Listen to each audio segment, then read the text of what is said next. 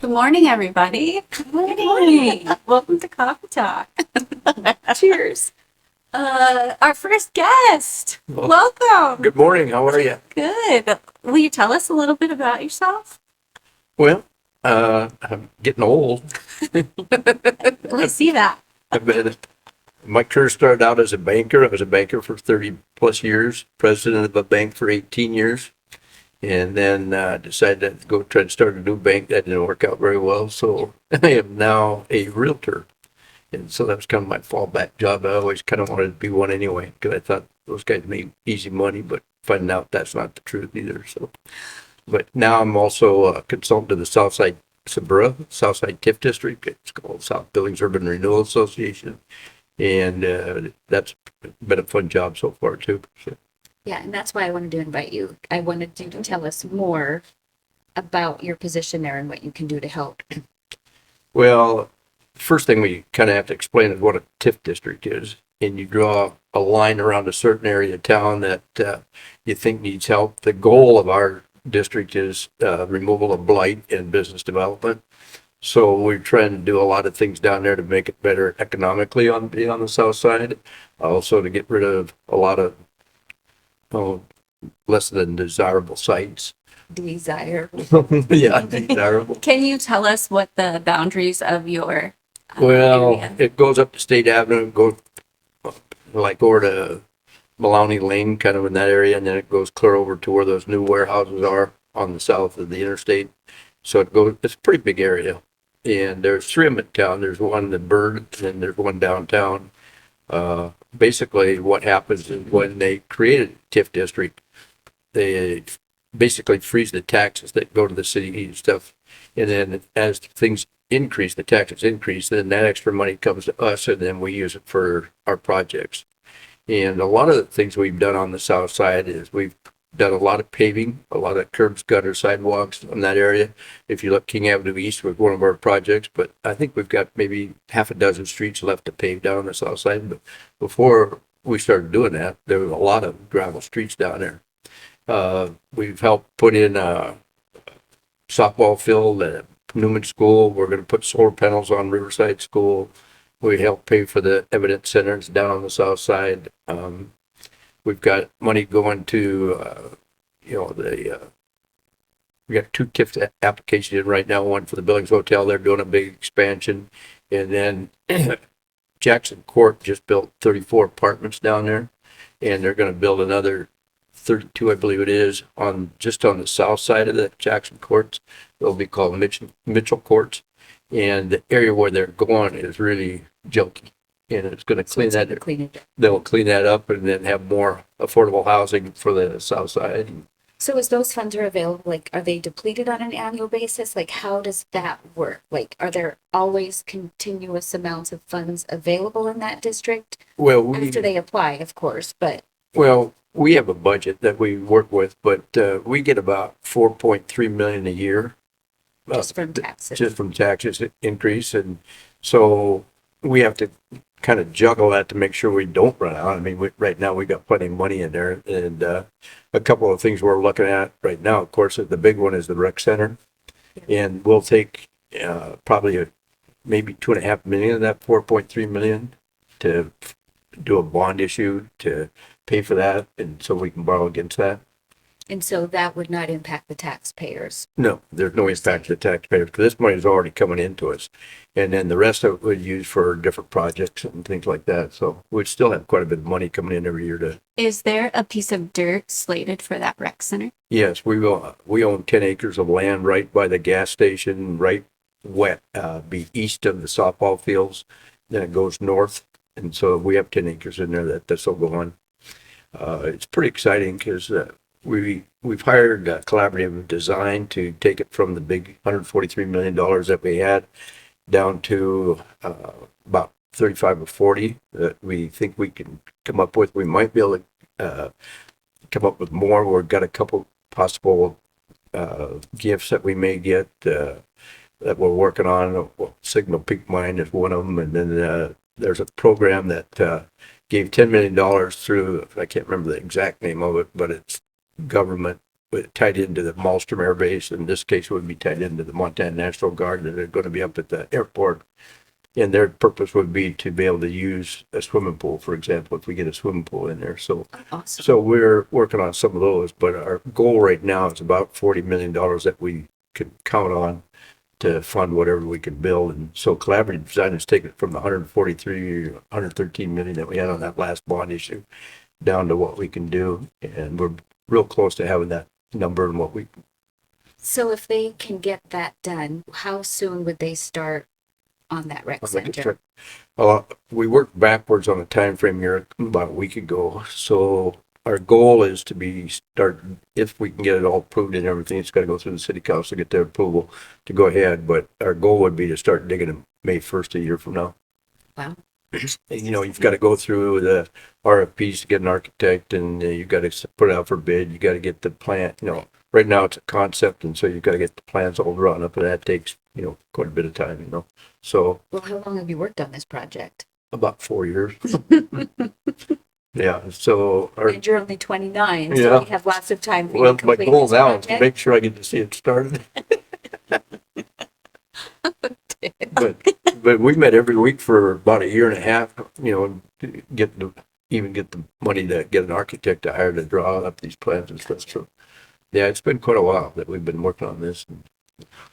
Okay, so back to the TIF district. So if we had, so it's specific to commercial projects, or can it also be residential projects? Well, we haven't done any real residential projects, you know, I mean, you consider those apartments, we give money to those Mitchell Court apartments, of course, but, we're looking at some things. There's some houses down there that they aren't hooked up to city sewer, you know, yeah, but they are in the city. And so we're looking at maybe possibly get some grants so they can, you know, small amounts, $5,000-$10,000 to get the Just sewer. some assistance to help out with those But types right of now we things. haven't done much on resident. Doesn't mean we can if there's a project. But predominantly it's a commercial It's project. commercial And project. what can those, so my understanding, and correct me if I'm wrong, so somebody would go to your website, they would apply, they would get the package of paperwork, they would apply. They pay for some of the infrastructure items, and then it's a reimbursement, correct? Well, the way they do it is, you know, basically they come into me and I give them an application and I go through the process for them so they know exactly what has to be done. They have to apply for the money before they start construction. And so, then the thing is, there's a new rule. Set that down for No, you. that's okay. You good? Yeah, it's okay. There's a new rule right now that says, I don't know, maybe it's not even new, but they have to pay the prevailing wage on the money that we provide for their project. So like if we give money for curb, gutter, sidewalks and landscaping, those people have to be paid the prevailing wage. So it could raise the money that they have to pay out for the labor. Not necessarily on the rest of the project, but that, so they have So to they make. can't use their children to do it and not pay them, is Not pay basically them, what you're yeah. saying. You have to use licensed contractors. But, you know, so anyway, they have to make the application. We go through and it has to be specific. So like if a contractor puts $100,000 for concrete, but only 50,000 is going to be used in things we are going to pay for, you know, like curb, sidewalk, gutter, that has to be spelled out exactly how much it is. Then when it gets down to the end, then when they have to show that that was the invoice and that was actually paid. And we don't disperse any money until the project is done and they get a certificate of occupancy. And I actually issue a thing called a certificate of satisfaction saying that the SBURA board is happy with what's been done and everything's been good. So like some of the new stuff that's going in front of like Cabela's, Sam's Club, like that area is part of that TIF district, correct? Did they utilize any of those? some of those, resources? yeah. Okay. Just go north Dakota. Yeah, so like I said, we got a couple new projects coming in there. I had a client come in yesterday that wants to put in like a Mexican restaurant down there off the state. And so, you know, different things like that, so. And then can you And a laundry, actually. also tell us if let's say a project is $5 million, is it a certain percentage? I know there's certain things that fall under the categories that they can get reimbursed for, but is there also a certain percentage that Yeah, they can be the reimbursed monies we for? give them can't be more than 16.67% of the total project. So they're limited to that. We really haven't had any requests where it come in more than that because the projects are usually so big. And, you know, we're kind of at this point, sticking with curb, gutter, sidewalks, landscaping, you know, anything that can beautify the, you know, So if somebody applied, but the money had been kind of allocated for whatever time frame, can that application stay on file if they're if they have flexibility in their time frame, like, or is, since it's There's the, expiration? How long that it can be there for them? No, not really. Most of them will take a year and a half to build or 2 years, so we budget that out over that time and that's committed out of our budget. It stays there. Now, if we get a big request and, like the downtown, I'm not real familiar with the downtown, but they give them quite a bit of money, but they're going to allocate that money over time, over 2, 3, 4 years or whatever. We can spread it out if we want to. I personally don't like to do that. I don't want to take away from future projects, let's pay what we can afford to pay right now and get that taken care of and go on to the next project and help more projects and stuff. But that's the decision of the SBURA board, not my decision. Basically what I do is I take the application and I make sure it qualifies according to code, state code and stuff, and then take a recommendation to the board. They vote on it, say yay or nay. If they say yay, then I take it to the city council and try to get their approval. If they get approval, then there's a development agreement that's created that spells out what the project has to do and what we're going to cover and things like that. Everybody signs it, and then we wait till it's done. So best case scenario, how long does that process take? The bush process, the The approval, application and approval oh, process? not very long, maybe 2 months. Depending how quick we can get on the city council, because sometimes it takes a month or so to get on the city council agenda, but it's not 90 days. It'd be easy to do. Gotcha. So you have some multifamily going in, hopes of a rec center. If you could pick any other things, what do you want to see happen in that area? Well, one of my goals would be to see a really nice, restaurant on the Yellowstone River. That's probably my favorite thing that I'd like to see, because we have two real nice natural resources here. We have the rims and we have the river, and neither one are utilized. I'd like to see a restaurant up on the rims, so you can sit out there and look at the views and things like that. Besides the restaurant, then maybe have some tour stops or whatever that people actually go to the river and enjoy it and eat there.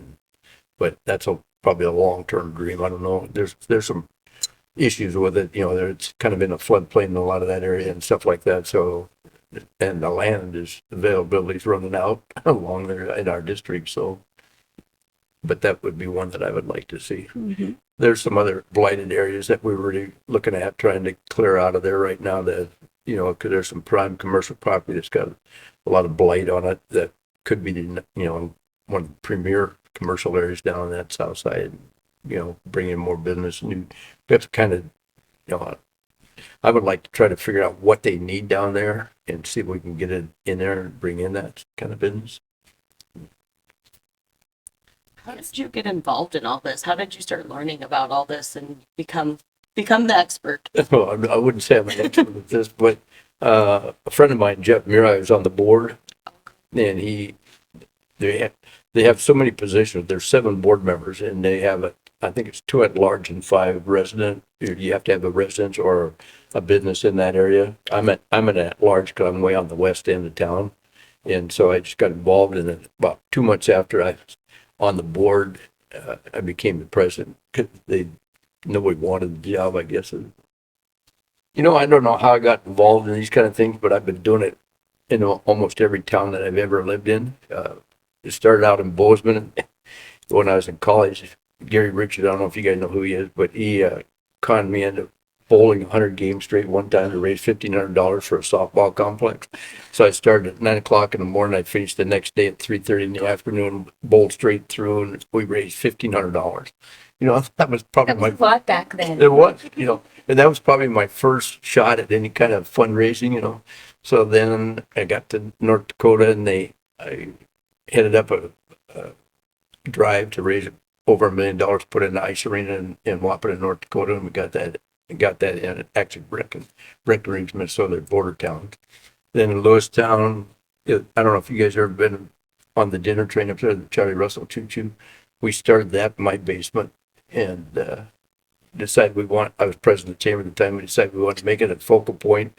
And so I'm on the phone trying to find out where we can buy real cars to do train and then after we got them bought, got it committed, I had to find a way to get them from Duluth, Minnesota to Lewistown. So I had no idea how to hire a train to pull these cars out. And so I'm on the phone doing that. And then I've got the Hutterites are lined up to clean the cars out if they ever get there. And they're scheduled to be there on a Monday and the first train's running Friday night. And so I get up at 6 o'clock in the morning, drive out to Geyser, and they're sitting there. So you did They it. were out by Moxie. I don't know if you guys have ridden that train, but it's a lot of fun. And you should do it. It's still running today, and that's been 30 years or whatever. When I went to city council here, one of the council ladies asked me why I was for this kind of a project, so enamored with it. And to me, it's what can you give back? I've had a pretty fortunate life and I've got the time to do it and the desire to do it. And I really believe in this project, this rec center project, because if you look at the crime, I think I just read a thing that said there was 40 kids between 16 and 18 or 14 and 18 that have been arrested by being involved in gangs. I don't see how we're going to get to those kids, but if we can put a basketball or a wrestling mat out for a kid 5, 6 years old and get them involved in that right now, I think from a safety standpoint and getting these kids involved in that stuff, it would really be a blessing, Right. If they're busy, they're. Yeah, and they're just doing positive things rather than out trying to find friends. Well, you go to, if you're on a travel team and you got, Megan, your daughter's on a cheerleading team and, they get friends and they're doing something positive. Your daughter and my granddaughter on the same deal. So it's just, I'm really pushing stuff like that to keep these kids busy and get something positive especially on the south side. And Just for something to do. I mean, The other thing is those travel teams or other extracurricular, there are a lot of kids that can't afford to do those things. And so we need some of those resources for those who are less fortunate to be able to have those opportunities to stay out of trouble. yeah, one of the council ladies asked me about that. We're just taking money from the south side to make a playground for the rich. Well, I said, if our goal is not to have one kid turn away or any person turn away because of their economic status. Mm-hmm. And we'll have scholarship programs. We're already working on that to make sure they can. It'd be kind of similar to the YMCA. I think they have 20% of their members are on a scholarship and don't have to pay, because of their status. And, our goal is to keep those kids busy. If they can't, I'd pay myself Right. to help them get in there. So, yeah, we don't want anybody to be turned away. It just makes a better community, makes everybody more invested. Mm-hmm. You're talking about Lewistown. I know it's a smaller town, but everybody knows everybody. There is a place probably that everybody goes. So it's nice to have those things in a bigger town where you can know your neighbors a little more. I think sometimes in Billings, we don't do a great job at that. It's, Right. depending on your little communities and your little pockets, like you said, you meet through sports, but having a central spot for Billings and the South Billings specifically to have something that's theirs that they can really build and have community stuff go on there.